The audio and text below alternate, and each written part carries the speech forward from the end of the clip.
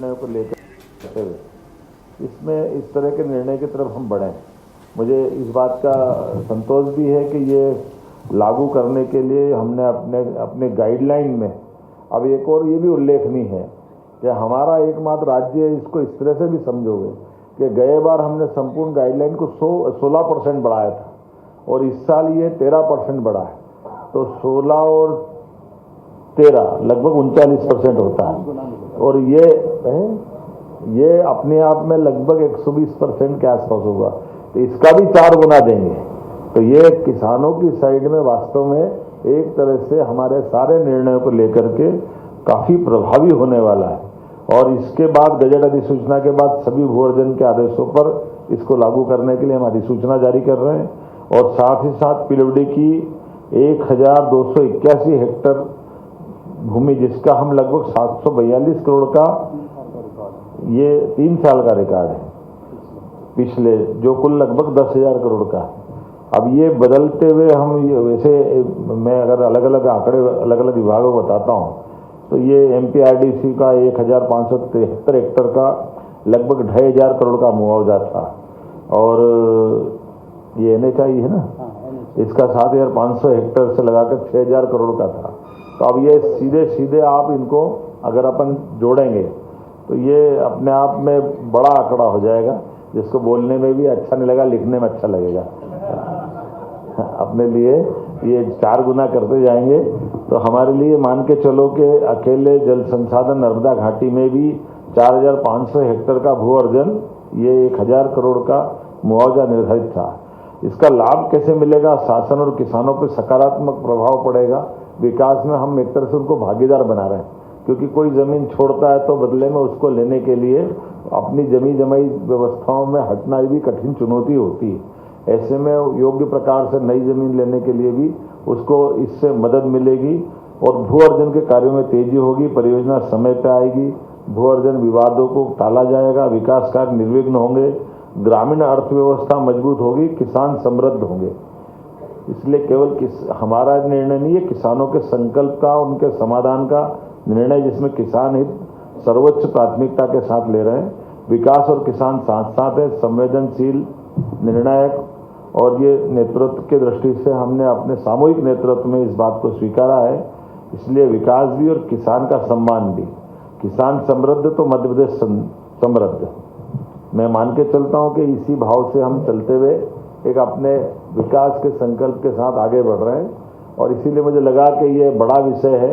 इस विषय में हमारी अपनी सबकी एक बार इस तरह से चर्चा होना चाहिए, क्योंकि ये बात भी सही है कि हम देश के मध्य में बैठे हैं और मध्य में बैठने से हमारे लिए सभी सेक्टर में समान रूप से, जैसे आपकी जानकारी में है, हमने तय किया कि हमारे बजट को अब वर्तमान चुनौतियों के बीच में भी हमारे विकास को भी और इसको लगभग 14% की ग्रोथ से बढ़ाते हुए 5 साल में डबल करेंगे और उस स्पीड को मेंटेन करते हुए हमारा राज्य करीब करीब उस दिशा में काफ़ी हद तक बढ़ा है। ऐसे में नदी जोड़ो अभियान हमारा केन बेतवा PKC अब ताप्ती के साथ भी आ रहा है, तो हमारे लिए एक तरफ ये, दूसरी तरफ मेट्रोपॉलिटन सिटियों के आधार पर भी हम अपने शहरीकरण के आधार पर भी नगर से आगे बढ़ना चाहते हैं। तो स्वाभाविक रूप से इसमें अगर हम बढ़ते हैं तो हमको ये लैंड एक्विजिशन पे बड़ा निर्णय लेना पड़ेगा।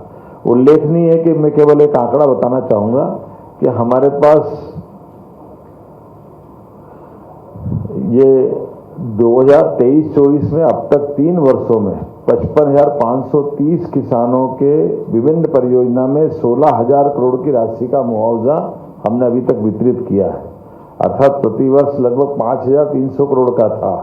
और इस दर से आने वाले वर्ष में विकास दर की अगर ये गति रही तो हमको, अब आप इससे अंदाज लगा सकते हो कि 4 गुना अर्थात 20,000 करोड़ का हम अपना मुआवजा देने की तैयारी कर रहे हैं, ताकि ये समय पे हो जाए।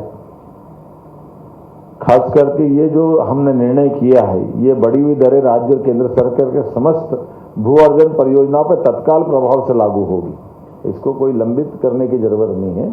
इसलिए ये निर्णय करने का मौका आया, मुझे लगा कि आप सबको बताना चाहिए, तो अपने में से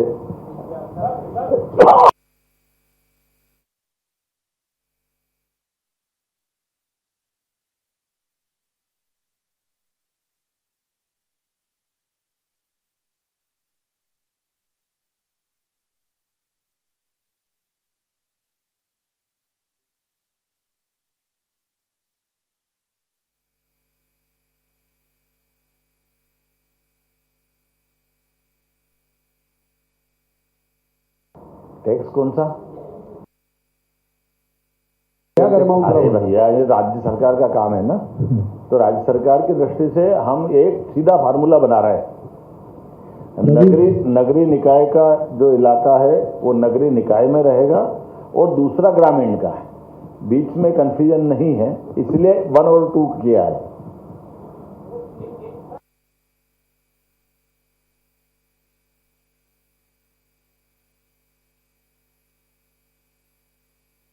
हमने एक फार्मूला बनाया है। हमारे राज्य की सीमा जिन जिन बड़े राज्यों से मिलती है उसमें उत्तर प्रदेश, छत्तीसगढ़ और गुजरात, तीनों का जो फार्मूला वो हमने लगाया। ठीक है, हाँ। अब हो गया ना, एक दूसरे को ले लो, दूसरे को।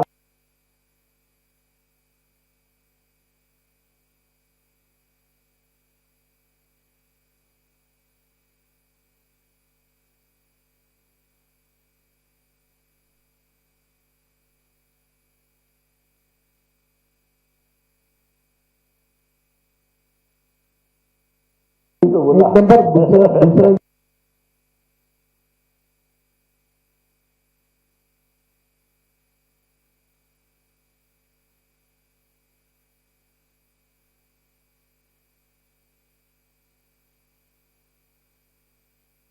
एक बात जानते और तीसरा मत करो, फिर दूसरा जब क्या करेंगे।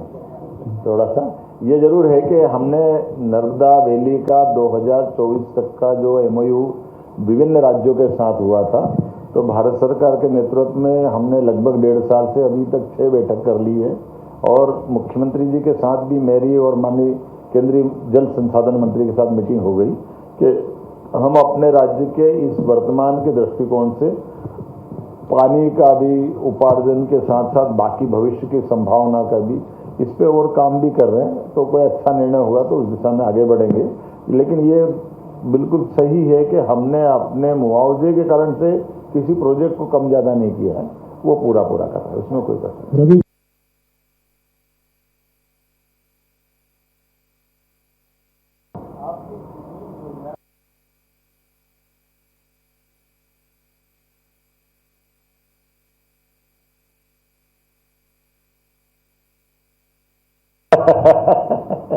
विपक्ष इसलिए नारी शक्ति का विरोध कर रहे हैं ना।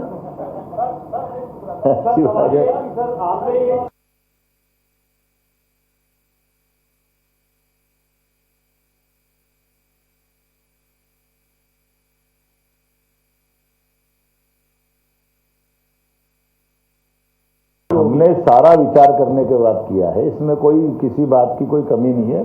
इसकी प्रोग्रेस है, जैसे उदाहरण के लिए ये विभिन्न प्रकार के न्यायालय में प्रकरण चलते हैं, तो जो प्रोजेक्ट 2 साल में पूरा होता है वो 10 साल में होता है, तो बजाय 10 साल के वो 2 साल में पूरा हो जाएगा।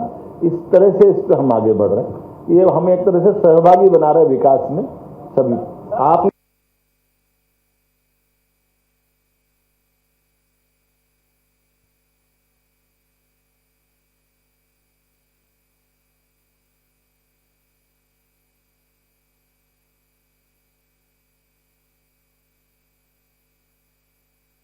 देखिए, कोई भी राज्य के अंदर सबसे बड़ा हमारा संभावना का सेक्टर वो है हमारे किसान। और किसान के साथ में दूसरी चीज जुड़ी कि अगर किसान की सिंचाई का रकबा बढ़ाना है, बिजली का उत्पादन बढ़ाना है, उसको और अलग प्रकार की सुविधा देना, तो आवागमन की सड़कें देना पड़ेगी, रेल की सुविधा देना पड़ेगी। आजकल तो एविएशन का जमाना, तो विभिन्न प्रकार के हमारे, तो स्वाभाविक रूप से हर एक जगह जमीन की जरूरत पड़ती है। तो जब जमीन की जरूरत पड़ती तो हमको अपने विकास में सहभागी बना करके, जैसे हमने परस्पर राज्यों के साथ सहभागियों के निर्णय किया, उसी बड़े निर्णय से जोड़कर हमने इस भू अर्जन अधिनियम 2013 में ये संशोधन करके ये जो हमने अपना फैक्टर बढ़ाया कि किसानों के साथ हमारे उनके खुद के जीवन के लिए भी जरूरी है और हमारे लिए विकास के लिए भी जरूरी है। तो कम समय में अच्छे प्रोजेक्ट करने के लिए हमको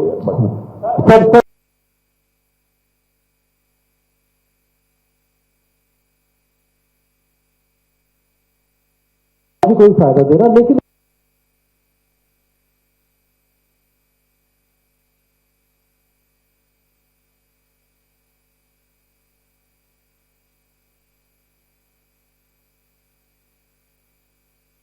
तो नहीं देख रहे हैं। हमारा तो कहना जहाँ रेल निकल रही है, जहाँ हमारी कोई हाईवे निकल रहा है, या हमारा कोई वहाँ डैम बनने वाला है, या हमारा कोई स्कूल कॉलेज हॉस्पिटल बनने वाला है, तो वो हर एक गांव के लिए दूरगामी दृष्टि से जो विभागों के प्रोजेक्ट पहले से निर्धारित है, उनकी स्पीड बढ़ा करके उनको वहाँ उस तरह से देखना।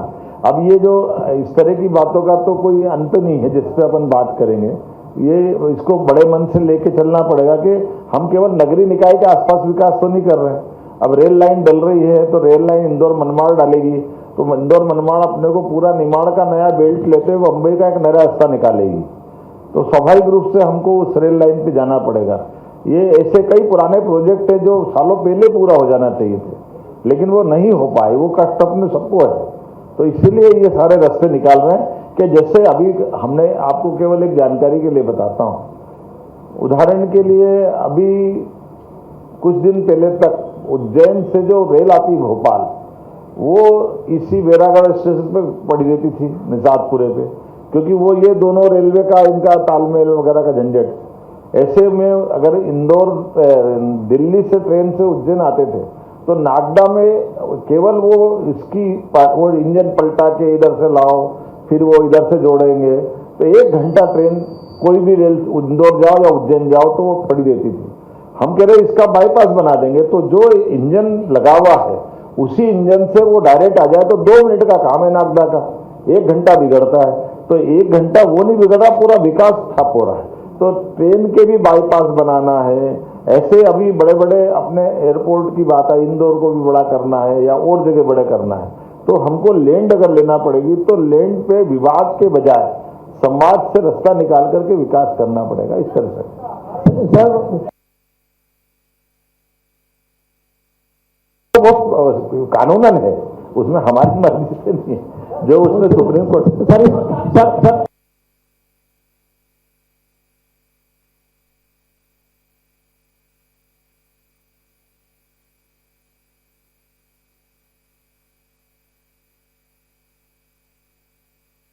तो जब हम कोई नया निर्णय करते तो कई सारी विषय खड़े होंगे, लेकिन हम